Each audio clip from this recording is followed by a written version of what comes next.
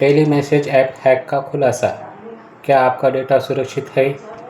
वैश्विक साइबर अपराधी tele messaging app CVE 2025 में एक गंभीर खामी का फायदा उठाने के प्रयासों को तेज कर रहे हैं।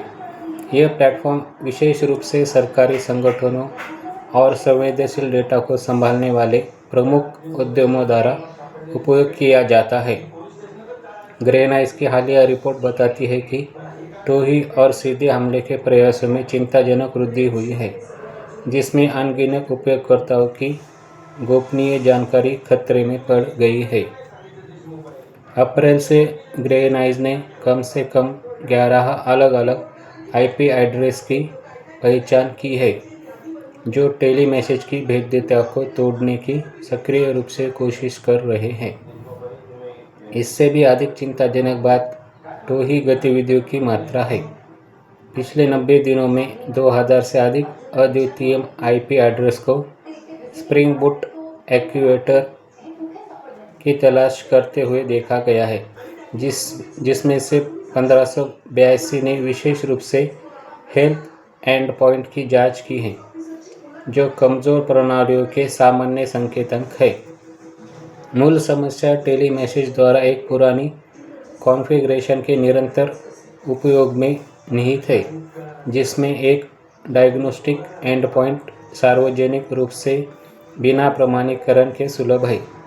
यह चूक हैकर्स को प्रभावित प्रणालियों से संवेदनशील डेटा निकालने की अनुमति देती है।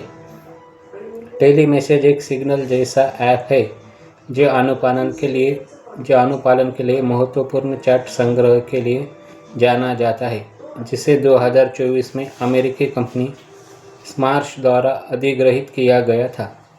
मई में एक सुरक्षा उल्लंघन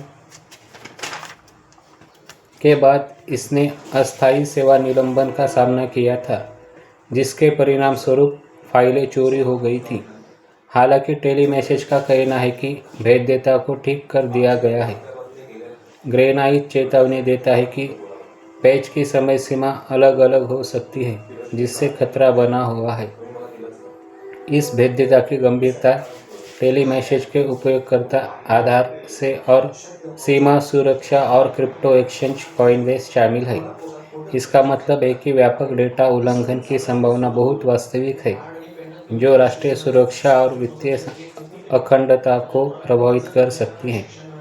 यह चिंताजनक स्थिति क्रिप्टो संबंधित चोरी में व्यापक वृद्धि के बीच आई है।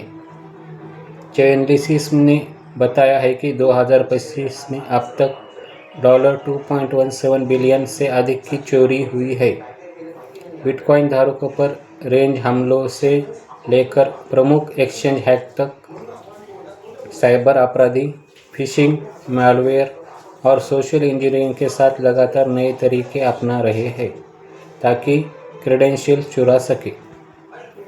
अपनी सुरक्षा के लिए ग्रेनाइस उपयोगकर्ताओं को दुर्भावनापूर्ण IP को ब्लॉक करने और तुरंत एंड पॉइंट तक पहुंच को अक्षम या प्रतिबंधित करने की तत्काल सलाह देता है। सामान्य तौर पर एक्वेचर पॉइंट्स के संपर्क को सीमित करना भी अत्यधिक अनुशंसित है। अपने डेटा को एक और आंकड़े में बदलने का इंतज़ार न करें, अभी कार्रवाई करें। ऐसी ही जानकारी के लिए हमारे चैनल के साथ जुड़े रहें। धन्यवाद।